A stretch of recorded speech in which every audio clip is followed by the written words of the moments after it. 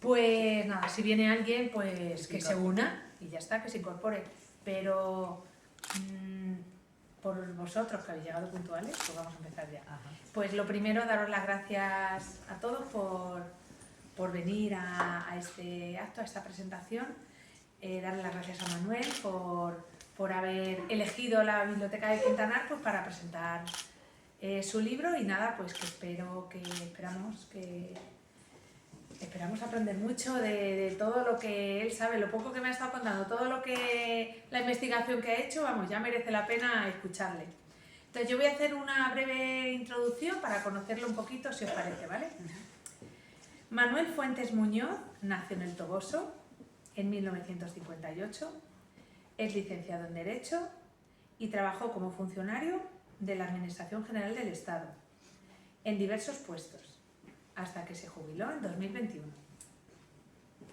Adquirió experiencia internacional en el desarrollo de proyectos de la Unión Europea, como el programa Eurosocial, destinado a la cohesión social en Iberoamérica. Elabora propuestas de legislación relacionadas con los objetivos de este proyecto. Publica varios trabajos relacionados con este programa y realiza varias misiones a Colombia y Chile. O sea que aburrirse no se aburre. Ha intervenido como ponente en distintos foros. En 2017 lo hizo para la Facultad de Derecho de la Universidad de Granada, en los cursos de verano organizados en su sede en Melilla.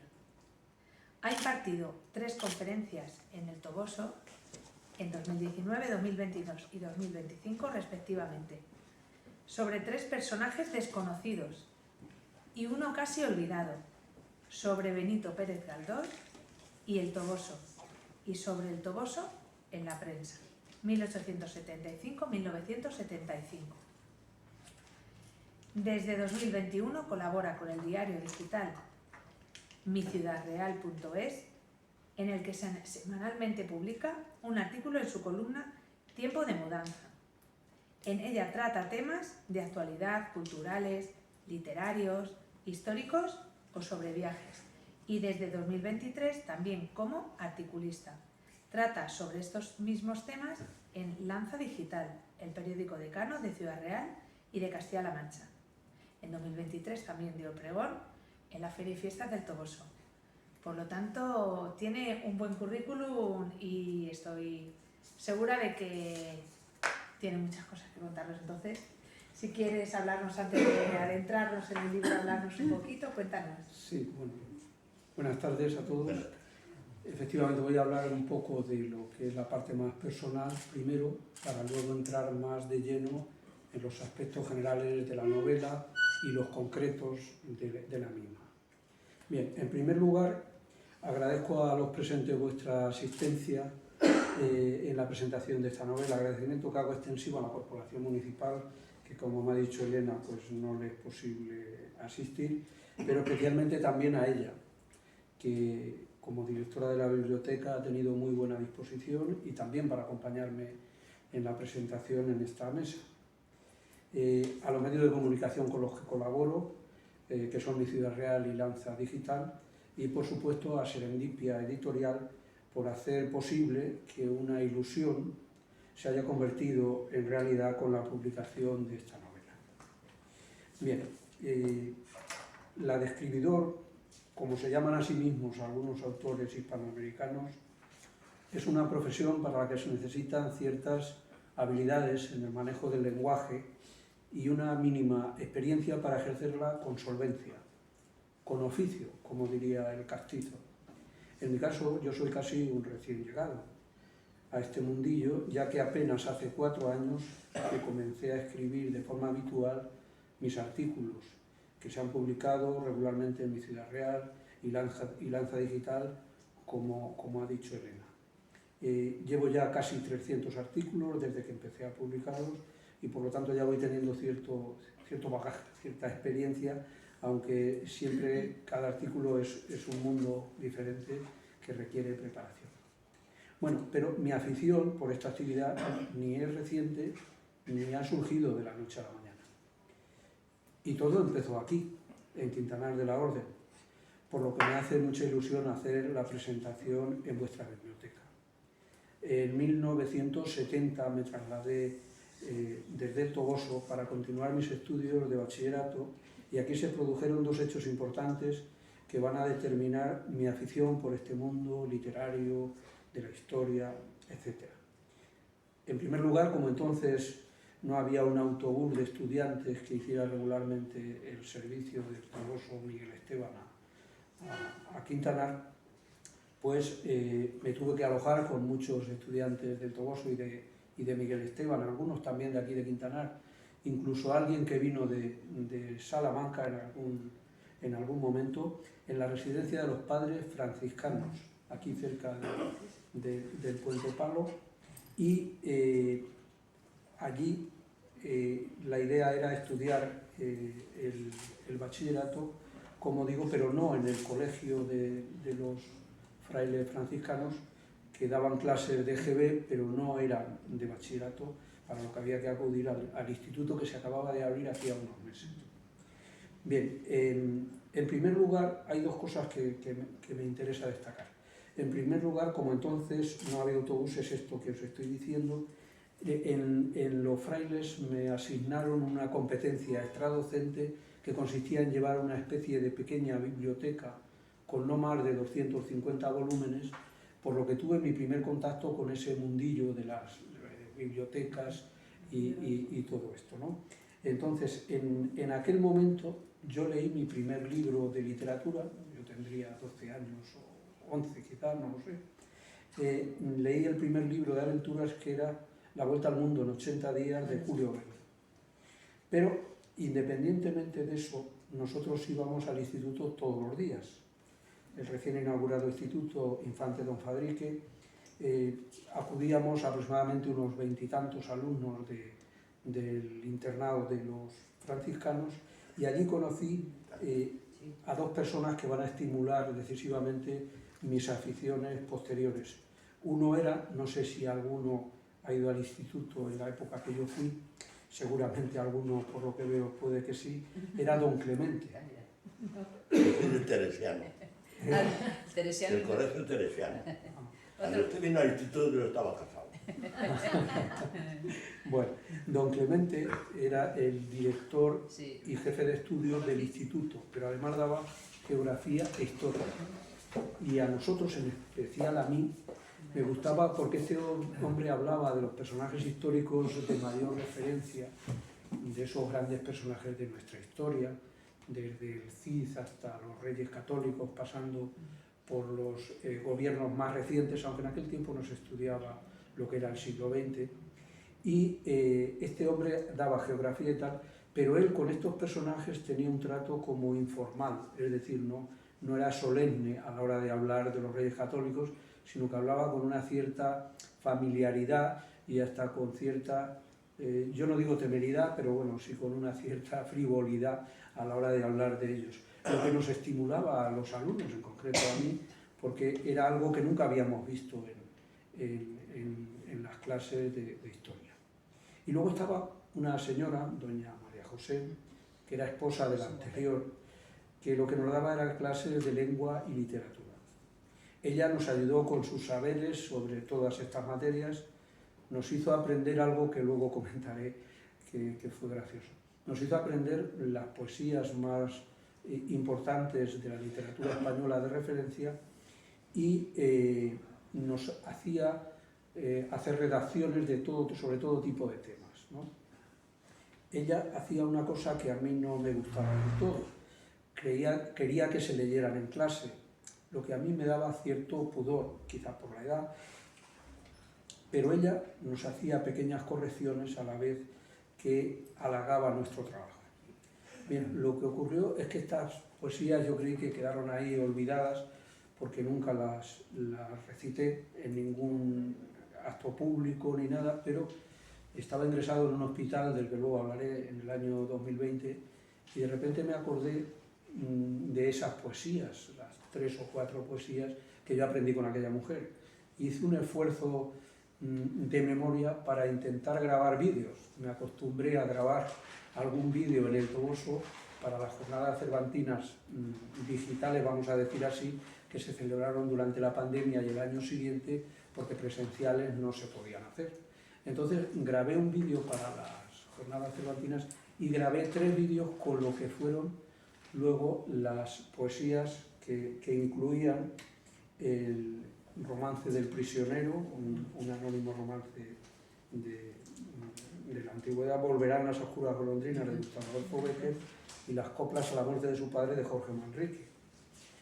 Uno lo hice para mi mujer, que cumplía años por entonces, otro para mis hermanos y sobrinos, y otro para mi grupo de quintos. Me llamó la atención que 50 años después prácticamente los mantuviera, salvo alguna cosa que tuve que aprender de nuevo, que los había aprendido lo suficiente como para poderlos recitar, aunque nunca lo había hecho. Bueno, la parte de Quintanar en este momento termina, aunque luego lo voy a continuar más al final. Años después, en 1976, cuando tenía 17 años, escribí varios artículos que se publicaron en una revista del centro en el que yo estudiaba. El primero de ellos lo titulé 12 hombres sin piedad, y en él, de forma similar a como lo hace un miembro del jurado de la obra de teatro homónimo, un joven profesor propone a sus compañeros cambiar los métodos de estudio. El argumento que se daba en el artículo era que esa modificación se justificaba por los cambios que se estaban produciendo en nuestro país en los años difíciles pero apasionantes del inicio de la transición.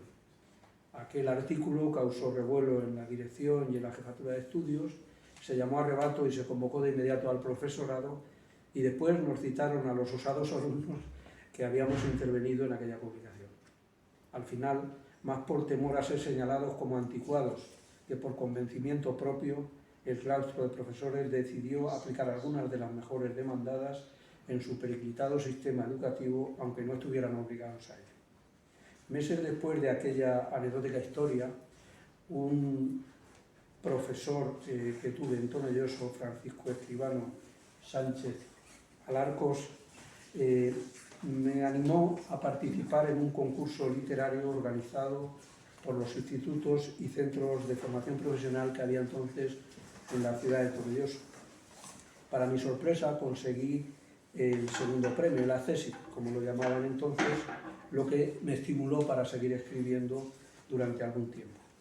Pero aquella afición temprana se fue diluyendo poco a poco, ya que la preparación de las oposiciones y mi inicio en el mundo laboral, mi formación universitaria y de manera especial aquellas emociones y vivencias propias de la juventud parecían estar esperando.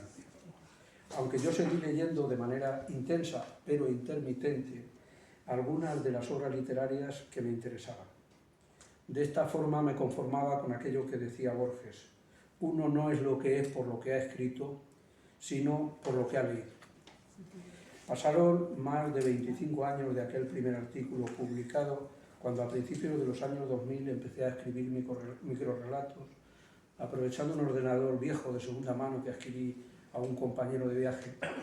Y en esos microrrelatos, algunos de los cuales yo los enviaba al programa de radio que llevaba Juan José Millás, el escritor y periodista valenciano, que diseccionaba la calidad de esos microrrelatos con su profesionalidad y el rigor que lo caracteriza. Algunos de ellos lo leyeron en el programa y bueno, pues en ese tiempo también comencé a escribir, además de estos microrrelatos, varios relatos con la idea de que se pudieran convertir en una novela breve o en algo parecido. Pero, como en ocasiones anteriores, todos quedaron inconclusos, porque a partir de entonces me tuve que dedicar a otras cosas más urgentes, principalmente personales, que me impidieron hacer lo que era importante para mí en este área. Luego, de forma esporádica, escribí algunos artículos en prensa. Publiqué algunos trabajos en revistas especializadas sobre temas relacionados con mi actividad profesional. Y la CONGIP, Conferencia de Ministros de Justicia de Países Iberoamericanos, un organismo internacional de carácter intergubernamental, me publicó 2 libros en formato digital en los que se recogían mis propuestas sobre el programa de la Unión Europea Eurosocial para Iberoamérica, en el que trabajé entre los años 2013 y 2015. Visto un poco la parte, digamos, más personal, voy a empezar con la parte más general de la novela primero, para ir más al detalle después. ¿Por qué se escribe una novela? Una novela en general. Yo creo que cada autor tiene sus propias expectativas a la hora de escribir una novela, pero yo en esto soy muy tradicional y me apunto al grupo mayoritario de escritores, al menos lo pienso así, el de los que quieren transmitir y comunicar con los futuros lectores sus sensaciones y emociones a través de estas creaciones. En este caso no soy ambicioso, aunque hay 3 objetivos que se consideran importantes a la hora de escribir un relato que sí los he tenido en cuenta. El primero es que la narración sea capaz de entretener a quienes la lean. El segundo es que esos lectores perciban de los personajes y del relato que se cuenta la emoción y hasta la pasión que se ha puesto al escribir. En ambos casos se cumpliría aquella reflexión de Jorge Luis Borges cuando decía: un escritor debería ser juzgado por el placer que da y por las emociones que provoca. Y en tercer lugar tuve en cuenta que además toda narración debe aportar algo útil al lector, sea por lo que se cuenta como hechos ciertos, reelaborados o simplemente imaginados, sea por la forma en la que se presenta el relato o por ambas cosas a la vez. Bien, visto un poco el por qué se escribe una novela, voy a comentar cómo decidí o cómo surgió la idea de escribir La dama del abanico. Siempre que se presenta una novela se investiga su origen, así como la razón o la motivación detrás de la decisión de escribir un relato en particular, un relato concreto. Como decía Unamuno, se desea conocer la intrahistoria de lo que se narra. Esto puede ser una cuestión complicada a veces, pero en otras ocasiones es más sencillo de explicar. Veamos brevemente lo que me llevó a escribirla. A principios de los años 2000, como ya he comentado, empecé a escribir algunos relatos breves. Entre ellos había uno en el que el personaje principal, Ángel, era un señor de Tomelloso, de alrededor de 60 años de edad, que tras sufrir un ictus permanecía ingresado en un hospital para recuperarse de las facultades físicas que se le habían visto afectadas.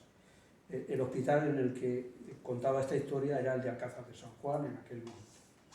Durante su prolongada estancia hospitalaria prácticamente no recibe visitas, lo que dificulta aún más su internamiento. Para poder sobrellevar su hospitalización con dignidad, empieza a recordar sus vivencias de la niñez y la juventud, momentos en los que se sintió verdaderamente feliz. Pero también recordará otras experiencias en las que esa felicidad fue más un anhelo que una realidad. Casi 20 años después de haber escrito este relato inconcluso, ocurrió una circunstancia imprevista. En 2020 viví en carne propia una experiencia similar. Debido a una grave afección medular, a la edad de 61 años, la misma edad prácticamente que el protagonista de aquel relato, estuve ingresado durante varios meses en un hospital de Madrid especializado en enfermos neurológicos, donde había muchos pacientes de ictus, enfermedad que padeció, como hemos visto, el personaje de aquel relato. Aunque durante los primeros meses siempre estuve acompañado por miembros de mi familia y no me faltaron visitas de mis amigos, a partir del confinamiento en marzo permanecí convaleciente, solo y sin recibir visitas durante varios meses. Es decir, tal como le había ocurrido al protagonista de esa historia inacabada. La similitud de la ficción creada y la realidad que me tocó vivir era evidente. Y fue de esa azarosa coincidencia de donde surgió la idea de escribir esta novela. Cuando recibí el alta, busqué ese relato y, manteniendo la ficción que se esbozaba en él, incluso el nombre y la procedencia de su protagonista, decidí sustituir parte de su historia hospitalaria con mi propia experiencia.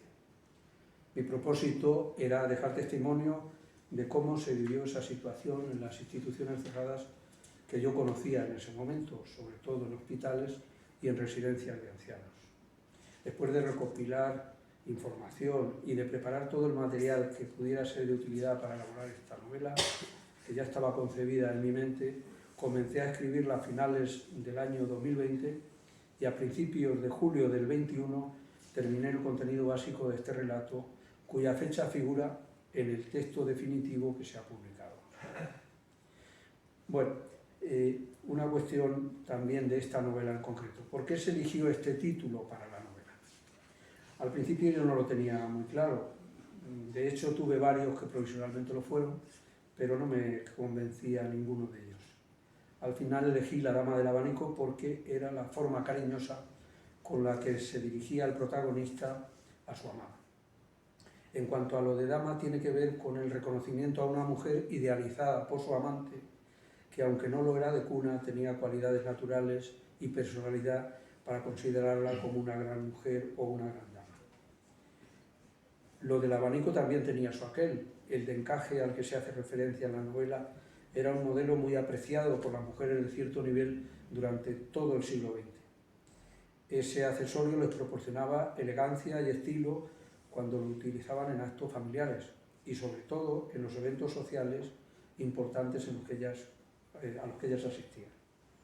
En realidad este abanico era un regalo que le hizo a la coprotagonista del relato otro personaje importante de la novela, una mujer sevillana ya de edad, de buena posición, que la consideró una digna sucesora para seguir usando este regalo de boda de los más queridos para ella.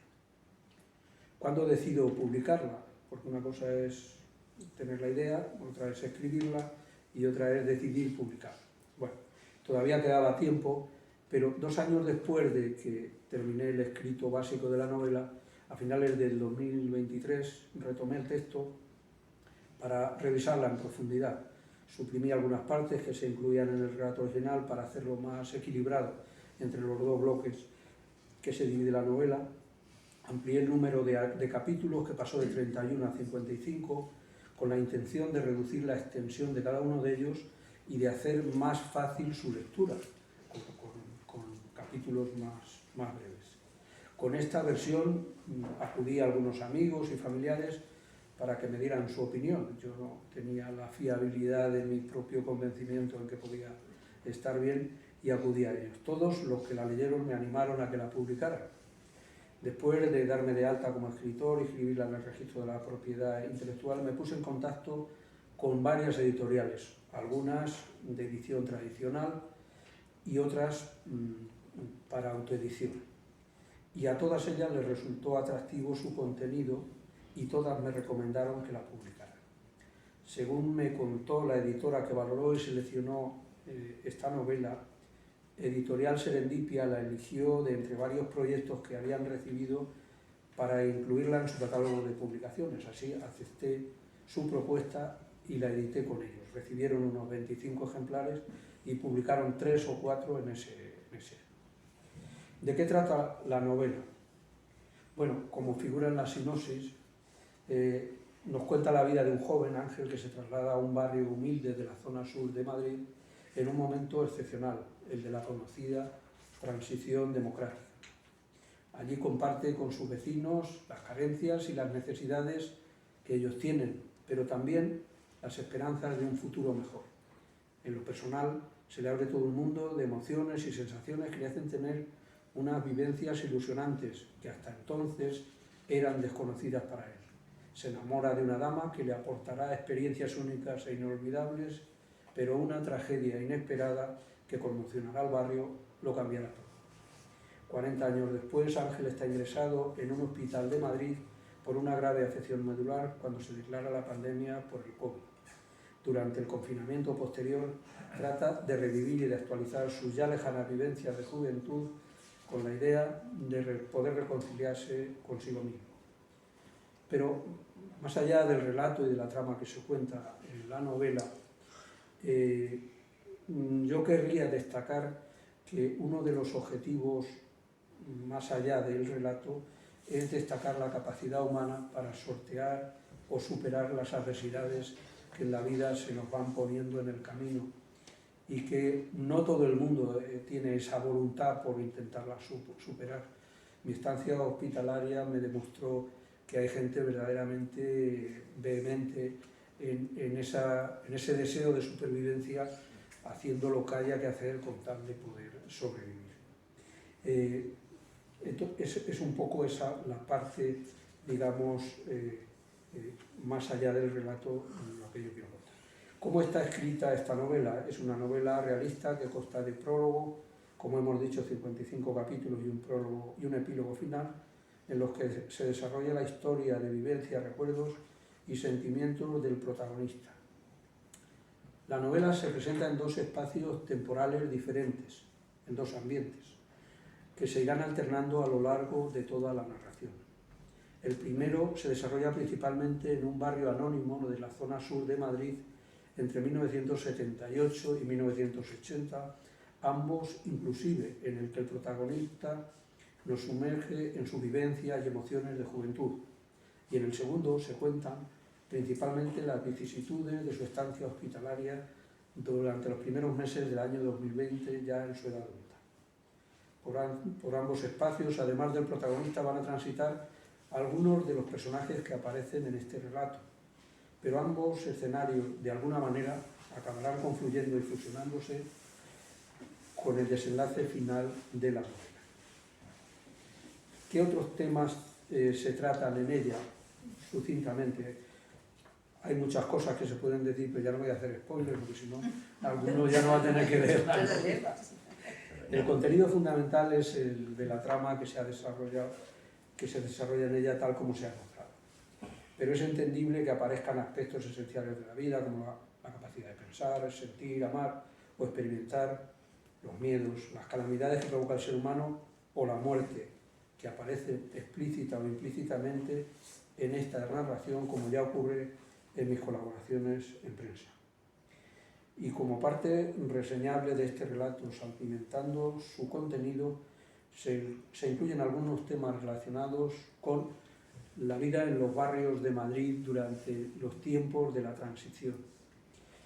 Decía Adolfo Suárez en su discurso de toma de posesión como presidente del gobierno en 1976, como referencia inspiradora de su programa de gobierno, hay que elevar a la categoría política de normal lo que a nivel de calle es plenamente normal. En este sentido, yo quería incluir una medida que él toma cuando llega al gobierno, poco después de llegar al gobierno, ya en el inicio de la transición, digamos, en el año 78 concretamente, cuando él despenaliza el adulterio y el amancebamiento. Hasta el año 78 era posible condenar a alguien por el solo hecho de estar conviviendo con una persona que no era su mujer o su esposa o su marido. Y hay un caso que yo conozco del año 74 en el que dos funcionarios del entonces Servicio de la Seguridad Social del Estado fueron detenidos y estuvieron varios días en la prisión de Carabanchel como consecuencia de ese amancebamiento, porque un compañero les había tenido inquina, los había denunciado y habían acabado presos por convivir, aunque llevaban ya 8 años conviviendo, separado él de su mujer y ella de su marido. Entonces, este fue uno de los temas que llamó la atención para gente, digamos, más desconocedora de esa realidad, pero que yo sí que la reconocí en aquel tiempo en los barrios de Madrid en los que yo viví. Hay una parte que nos interesaba muchísimo a la gente de entonces, y aunque ahora se trata con un sesgo diferente, quizá más frentista que entonces. Me estoy refiriendo a las historias de la guerra civil y de la inmediata posguerra. En tiempos de la transición este era un tema apasionante y recurrente para quienes, siendo jóvenes, como era mi caso, vivimos en aquellos años. Con motivo de la publicación Me piden que regrese de Andrés Trapiello, su autor ha declarado: pienso que si la crónica o la historia es fuente de discordias, la novela y la ficción son el lugar del reconocimiento y de la reconciliación. Es donde todo el mundo se pone de acuerdo. Creo, sinceramente, luego hablaré de otra obra que trata de este tema, creo que podemos dar por bueno esta reflexión que nos hace el autor leonés. Otro tema importante de aquella época tiene que ver con Javier Cercas. Cuando él publica Soldados de Salamina, ambientada en la guerra, y sobre todo Anatomía de un instante, ya cuando el golpe de Estado, algunos supusieron que se trataba de ensayos puros de su autor, cuando en realidad había una parte de ensayo, sí, pero eran realidades noveladas por él. En ese momento se abre un debate entre una parte de la crítica y algunos autores que cuestionan cómo novelar los hechos históricos. Y se decía que era imposible separar la ficción de la realidad en casos como estos de Javier Cercas. Y a partir de entonces muchos escritores empezaron a hacer una reseña histórica en el final de sus novelas, intentando acotar lo que eran hechos reales de lo que eran productos imaginados, recreados, etc.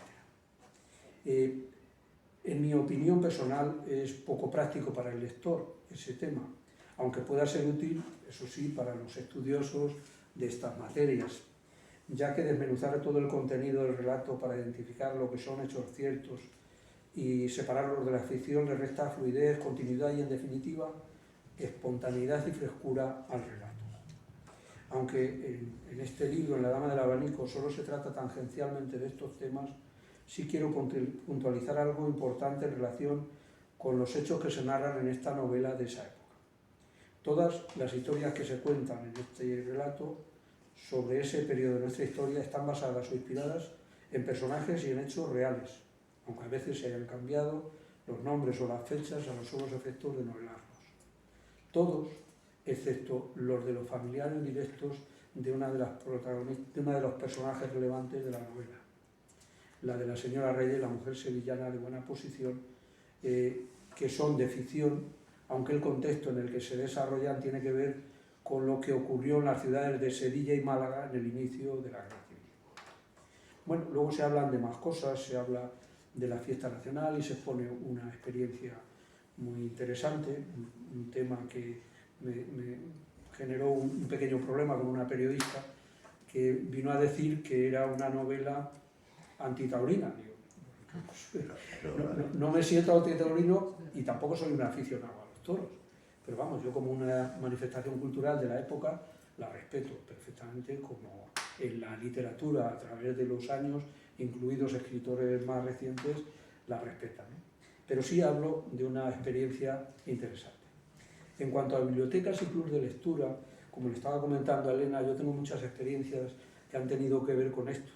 Me han pasado cosas de lo más curiosas. Una vez en una hemeroteca municipal en Madrid, enfrente del antiguo ayuntamiento, estaba allí la hemeroteca, y entré en una sala grandísima y me encontré, había solo una persona en una sala con unos ventanales que ocupaban 3/4 partes de la pared y eran paredes altísimas, y solo había un señor allí, en la biblioteca, una biblioteca grandísima, extraordinaria. Y cuando me acerqué vi que era un señor, era José Federico de Carvajal, el que fuera presidente del Senado. Entablé una conversación con él improvisada, era una hora temprana, y estaba allí con 2 mesas, y claro, como no tiene a nadie, pues no tiene problema. Tenía 2 mesas llenas de periódicos de la época de la guerra, y sobre todo de la República, y me empezó a contar de lo que estaba él escribiendo. Como sabéis, ese expresidente del Senado tuvo una vida muy peculiar. Cuando él se relacionó con una amiga de su hija al final de su separación o cuando fuera, y el hombre era muy agradable, era malagueño, yo lo recuerdo, y me decía, esta es mi vida ahora, me decía, porque él ya estaba jubilado, estaba tal, y tomé nota, dije, bueno, pues este hombre me ha enseñado a mí algo que me hará pensar que es algo útil. Y cuando volví el año pasado para hacer una serie de investigaciones que hice a la Biblioteca Nacional, me concedieron el carnet de investigador, y digo, bueno, pues ya estoy en otro escalón, ya puedo empezar a hacer otras cosas, y luego os comentaré algunas. Bien, en cuanto a referencias autobiográficas, quiero dejar claro algo que seguramente quienes me conocen un poco lo habrán percibido. Hay esa parte que yo he dicho anteriormente, que es gran parte de la vivencia en la estancia hospitalaria, que es mi propia experiencia vital. Aunque yo lo tenía redactado para un personaje diferente, en un ambiente diferente, pero la realidad me hizo retomar este tema. Y hay una parte también muy desagradable para mí, que fue el fallecimiento de mi madre en un hospital. Bueno, en un hospital no, fue en una residencia, no pudo ir siquiera al hospital. Y yo, como estaba ingresado y no podía, por la pandemia y por mi enfermedad, pues no pude asistir a ningún acto ni de entierro ni de nada de lo que fue mi madre. Entonces, eso sí lo recojo con un cierto dolor que creo que a todos nos ocurre cuando perdemos a un ser querido. Bueno, y ahora quiero entrar en algo que le he dicho a Elena que quería. Algunas cosas sobre Quintanar de la Orden. Creo que tenéis, por supuesto, el personaje del Quijote, el Juan Aldudo, tenéis el gran legado que dejó Juan Martín de Nicolás, un jesuita licenciado en Filosofía y Teología, doctor en Derecho, también licenciado en Derecho, por supuesto, que fue rector y profesor de Vicade, y que además de escritor, investigador y ensayista, pues fue un enamorado también de su pueblo y del que, pese a que murió relativamente joven, pues dejó un gran legado, que he visto publicaciones recientes de él y tal, y que me han llamado la atención. Pero quiero comentar dos cosas que me llamaron la atención el año pasado. Una, buscando esa información que yo quería de la prensa digitalizada, en la que se hacía referencia al Toboso, no tuve más remedio que llegar a otros datos de la comarca, y alguno de ellos tenía que ver con Quintanar de la Orden. Concretamente encontré un personaje que me llamó la atención en Vida Manchega, un periódico que se ha digitalizado, que se publicó en Ciudad Real durante muchos años. En él aparece un señor que se llamaba Casto López Brea y Ortiz de Angulo, que era un médico militar que sirvió, entre otros destinos, en las guerras carlistas del siglo XIX, pero también estuvo en Filipinas. Ingresó en el año 1914 en la Academia de Medicina de Barcelona, con un laudatio que recibió como miembro de esa sociedad espectacular. Y hay un artículo que yo accedí a él que me parece brillante de lo que era este hombre. Para mí desconocido, supongo que para gente de aquí de Quintana tendrá alguna referencia. Y lo que me llamó la atención, aparte de su erudición a la hora de tratar muchos temas, era que él quería que se conociera que era de Quintanar de la Orden. Pero claro, él entendía que podía haber una cierta dificultad y decía: Quintanar de la Orden es la cabeza de partido judicial donde está el Toboso. Y ya poniendo al Toboso hacía dos cosas. Por un lado reconocía o hacía reconocible Quintanar de la Orden y su ubicación, y el Toboso dejaba de ser el Macondo del Quijote, que parecía que no existía. En aquella época había gente que pensaba que el Toboso era un pueblo de ficción, ¿eh? Y entonces él puso con ese tema. Bueno, y luego hay un personaje que me ha llamado la atención, que circulan por ahí muchos grabados de él, que es este que aparece aquí. Es el de Edward Hogg Locker. Es un militar, escritor, grabador, miembro de muchas sociedades políticas y civiles de su país, y que era un gran admirador del Quijote. En una presentación del Instituto de Estudios Manchegos en Ciudad Real, escuché una conferencia que dio una profesora de la Universidad de Castilla-La Mancha, que hablaba de este personaje y de cómo tenía un interés especial en conocer La Mancha, y especialmente La Mancha, el Toboso y Quintanar de la Orden. Y entonces me llamó la atención y por eso busqué, y por fin encontré una edición que es la primera edición de la publicación que hizo este hombre en 1824. Se titulaba Paisajes de España y lo tituló con el sugerente subtítulo de Entre lo pintoresco y lo sublime. En él aparecen dos grabados nada más de toda La Mancha, el del Toboso y el de Quintanar. Y además lo hizo en prácticamente un día, lo que sería el esbozo, lo que sería el boceto, o lo que serían las notas que él tomó para poderlos hacer después, porque realmente esos grabados se hicieron entre 1818 y 1823, un año antes de publicarse el libro. Como veis, pues el skyline de Quintana no tiene nada que ver con lo que sea. Esto es otro tema.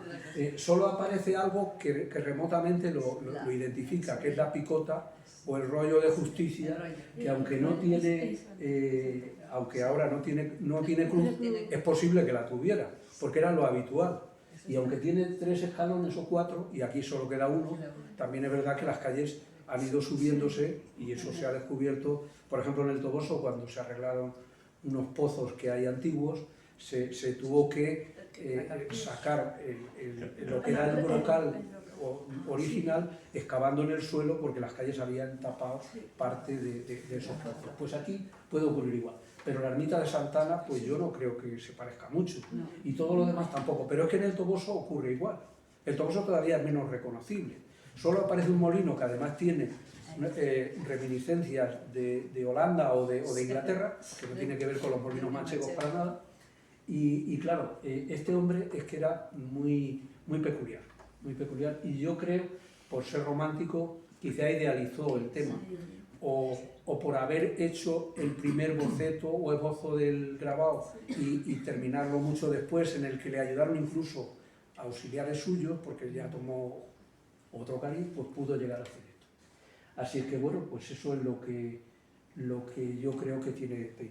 Bueno, ahora le pido a Elena que me haga alguna pregunta sobre el libro. Bien, pues algo que me resultó muy curioso fueron las citas que hay al principio de la novela, ¿no? ¿Por qué las elegiste? Bueno, pues sí, tienen su historia. ¿Por qué esas, quiero decir? Claro. Sí, las 3 citas tienen que ver con el estado de ánimo del protagonista en un momento determinado del relato. Entonces, en el caso de la primera,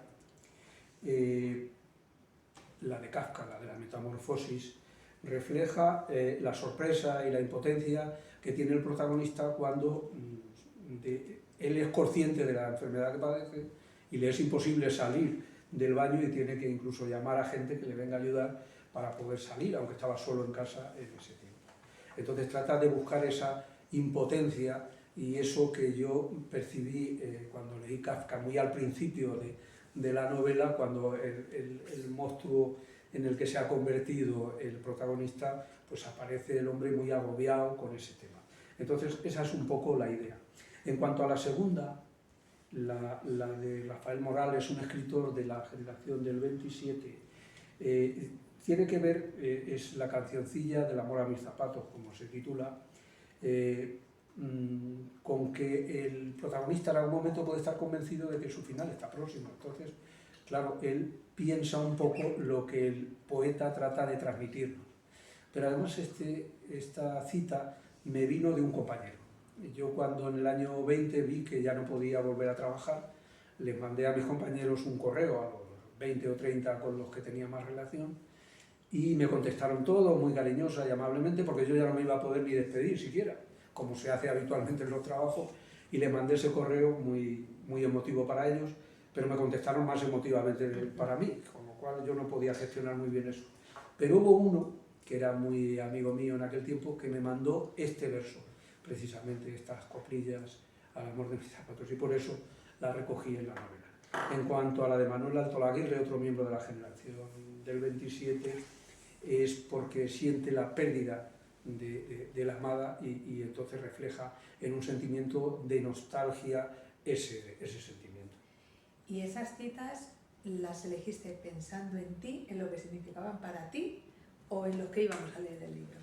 Yo creo que es para guiar un poco al que va a leer el libro, que a lo mejor no lo percibe en ese momento, pero seguro que cuando va leyendo, si ha leído detenidamente las citas primero, seguramente lo va a poder descubrir después. Esa era mi intención.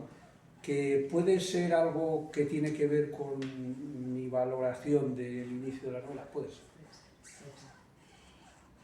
¿Qué lecturas cuáles fueron tus primeras lecturas?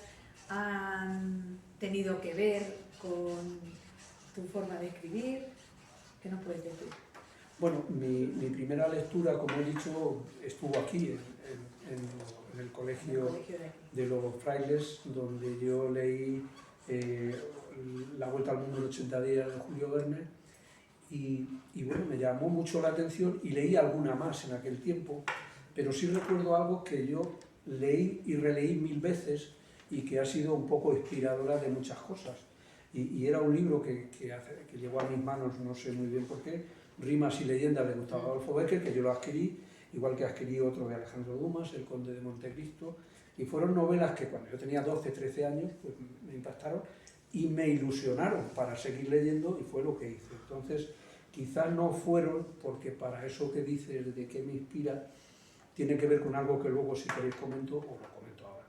Es que yo durante muchos años he leído por una parte los clásicos y por otro, digamos, las obras más actuales que en algún momento han habido. Entonces, guiado en su día por cuando yo estudiaba lo que me recomendaban los profesores, pues leía de los clásicos. Y yo he sido un gran lector de 3 o 4 de los grandes clásicos de la generación del 98 y posterior. Por supuesto, de Benito Pérez Galdós, creo que he leído casi toda la obra de él. Me faltan artículos que no he logrado conseguir de los diarios argentinos en los que él publica, pero he leído bastante y creo que me ha influido. Pío Baroja, que durante muchos años fue un gran escritor, que también me impresionó, o el que da nombre a esta sala, Miguel Delibes, que para mí fue un gran escritor, muy preciso en su lenguaje, era una persona que me apasionó, de verdad. Y quizá haya más autores, pero sí que leía en paralelo pues lo que era el premio Nadal, el premio Planeta, lo que eran los bestsellers que venían tal, y bueno, pues tenía un abanico de posibilidades que siempre tenía libros esperándome, a que yo les dedicara el tiempo. Pero sí es verdad que hubo épocas, por eso era, como he dicho al principio, era un lector intenso, pero intermitente. Y es que yo he tenido momentos de leerme, cuando estuve en el hospital leí 60 obras, que era una burrada, claro, fueron 6 meses los que estuve ingresado. Da tiempo a 10 obras cada mes, yo creo que da tiempo, pero hacía otras muchas cosas, ¿no? Porque escribí e hice otras historias. Y en el caso de otros autores, pues hay bestsellers. Hay una cosa con el premio Planeta que me llamó la atención. Hay un escritor, Ramón J. Sender, que era un exiliado de la República Española en Estados Unidos, que me sorprendió que en el año 69, en plena dictadura de Franco, le concedieran el premio Planeta. Incluso estuvo a punto de venir a recibirlo. Y él no se negó. Él no quiso que se entendiera mal si venía. Y es que había sido exitosa su novela La tesis de Nancy, que fue un exitazo editorial en Estados Unidos y también en España. Y claro, pues el señor Lara buscaba ese tipo de personajes para concederles el premio y se le concedió a él en la novela. Para mí era un gran escritor que yo leí de cuando él estuvo de cronista en la guerra de África, Requiem por un campesino español, que creo que es una novela espectacular, breve pero muy interesante. Y bueno, pues ese tipo de escritores, aunque luego hay otros que me han interesado también. Una de las escritoras que me ha influido últimamente, y la recojo en muchos de mis artículos, es Irene Vallejo, con su Infinito en un junco, porque he releído la Ilíada sobre todo, menos la Odisea, no la he terminado, lo reconozco, y sobre todo me ha abierto caminos a lecturas clásicas que me han interesado y, por ejemplo, el autor que ha venido aquí, como vino al Toboso, el Alfonso Goizueta, pues me parece que trata a uno de los personajes históricos de mayor envergadura que ha habido en la antigüedad, que es Alejandro Magno. Bien, pues como hemos escuchado, has hecho varias alusiones a tu época del hospital. Y leyendo La Dama del Abanico, nos da la sensación pues, que hay algo muy personal tuyo. ¿Qué hay de ti en esta novela? Bueno, pues quizá en el relato yo, el primer borrador era más íntimo. De hecho, cuando yo me planteo no publicarla, tiene que ver con eso. Entonces, cuando yo depuro esa novela, quito muchas cosas de esas cosas anímicas que no sabe uno si está bien ponerlas en un relato. Y quizá, aunque quité muchas, quedó alguna que son reminiscencias de esa emoción, de esa sensación que yo tuve ingresado en el hospital. Pero para mí fue enriquecedor esa estancia en el hospital para muchas cosas. En mi vida creo que en gran parte me cambió, porque conocí a gente muy diversa y recuerdo a un enfermo de ELA que recientemente, el sábado pasado, me dijeron que había fallecido, que era un señor, era catedrático de Economía en la Complutense de Madrid, y llegó allí sin que sus hijas lo supieran ni nadie. Y llegó allí y se propuso recuperarse como mejor pudiera, intentando, sabiendo que el final era el que era, y era un hombre con la cabeza muy bien amueblada, me dijo un día, dice, mira, yo sé que de esto me voy a morir y que me queda lo que me queda, pero yo voy a intentar aportarle, aunque la enfermedad avance 2 pasos diarios o al mes, yo voy a intentar comerles medio y si puedo 1, que sé que siempre voy a ir perdiendo, que esta es una batalla que voy a perder, pero yo voy a seguir luchando. Y el hombre, a mí me pareció admirable la lucha que tuvo, el tiempo que estuve con él en el hospital, y cuando me despedí me emocioné y él también. Y luego me he enterado que ese hombre falleció pues, porque era normal, era él a lo que tenía, y ya tenía 81 años, no era joven.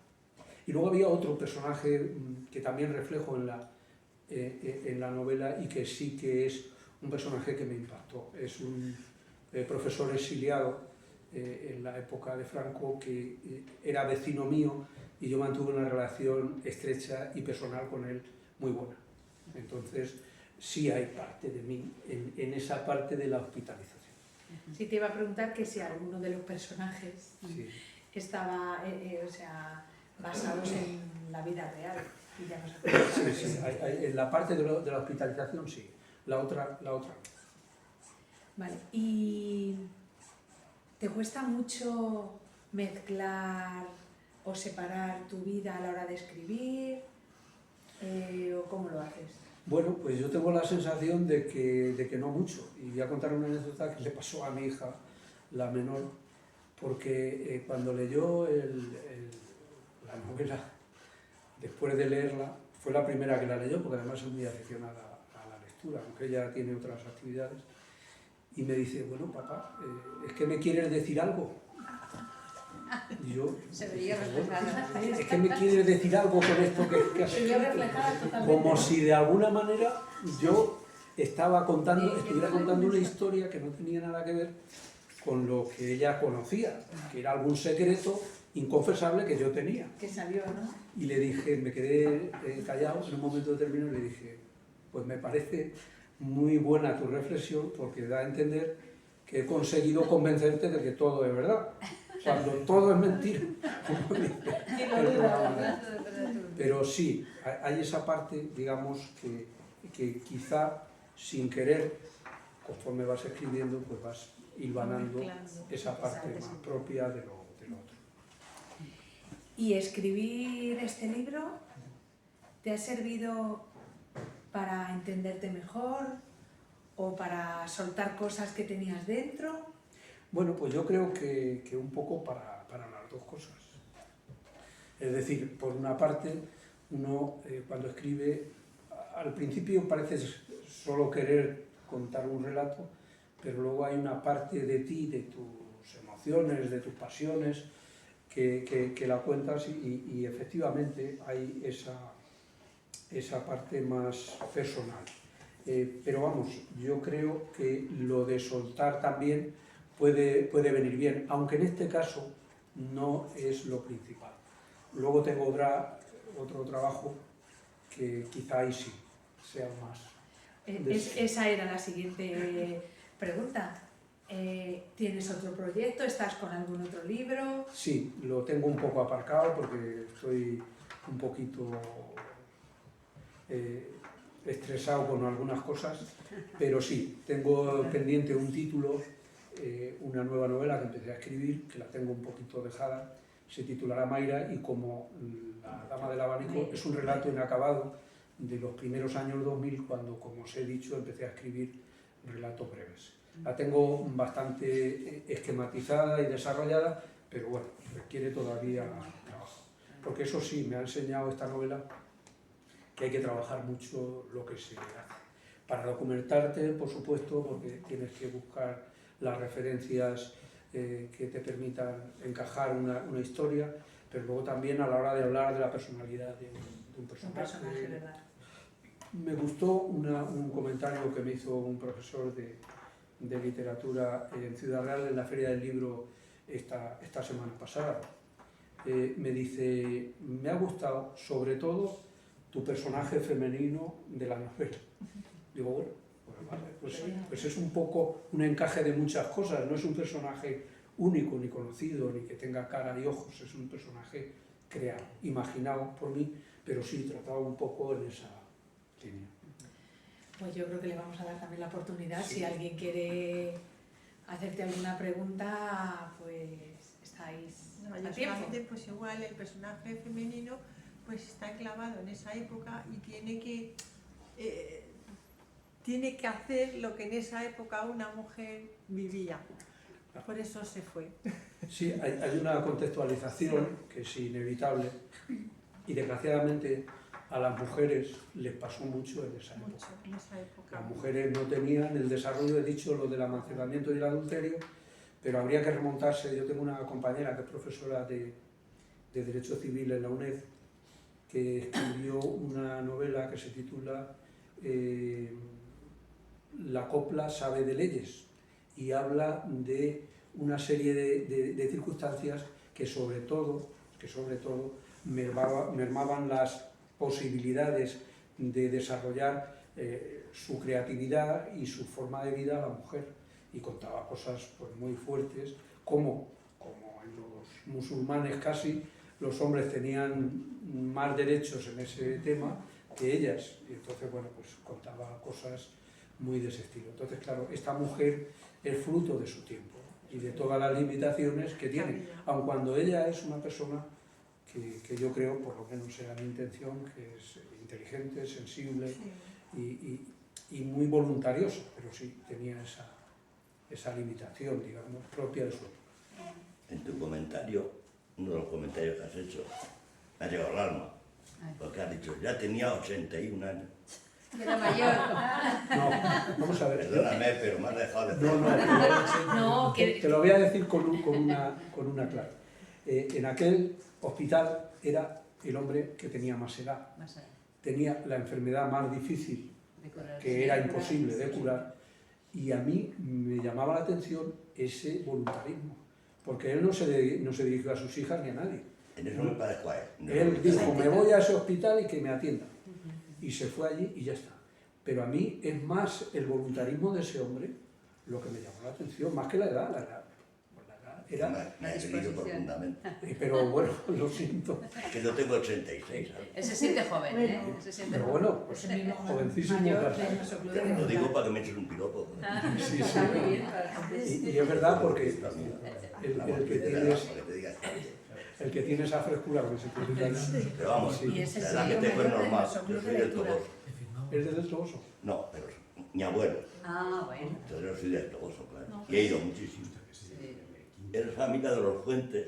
Es que en el Toboso hay muchos fuentes, fuentes, sí. no sé de cuáles. De uno. Y Muñoz, un primo mío era Muñoz. ¿Ves? Andrés Muñoz. Sí, era pariente mío. ¿Ves? No te Hay digo que yo. saber- Era pariente de mi Era madre. prima hermana mía, su mujer. Pues, La Filia. era primos de mi madre. De cada genealogía. Bueno. Bueno, una ¿alguien pregunta. más quiere decirle algo a Tiene la Manuel? suerte de ser del Toboso. ¿Alguien más quiere decirle algo? ¿Verdad? Que si alguien más quiere decirle algo a Manuel. No estamos comentando. Bueno, pues entonces hago, Pues si quieres ya cierra tú. sí, hago una pequeña despedida. Bueno, solo me queda ofrecer lo que es el fruto del tiempo que le he dedicado a esta obra, de mi saber y entender o de mi imaginación, pero también del cariño que he puesto en ella. Reconozco que la he disfrutado mientras la escribía y que he tenido una sensación de libertad plena, tanto al concebirla como al elaborarla. Espero que a quienes así lo decidáis la podáis disfrutar también. Quisiera despedirme con una frase sugerente que llamó mi atención cuando hace años iniciaba mi paseo matinal durante los fines de semana por la popular Vía Verde de Ciudad Real. Esta cita está recogida en una pintada que hay en una caseta eléctrica muy próxima a la biblioteca municipal de allí, que realmente es del Estado, no es municipal como tal, es la biblioteca pública del Estado, como se la conoce allí, que pertenece a la poetisa estadounidense Emily Dickinson, y que dice así: para viajar lejos no hay mejor nave que un libro. Pues eso, buen viaje. Muchas gracias.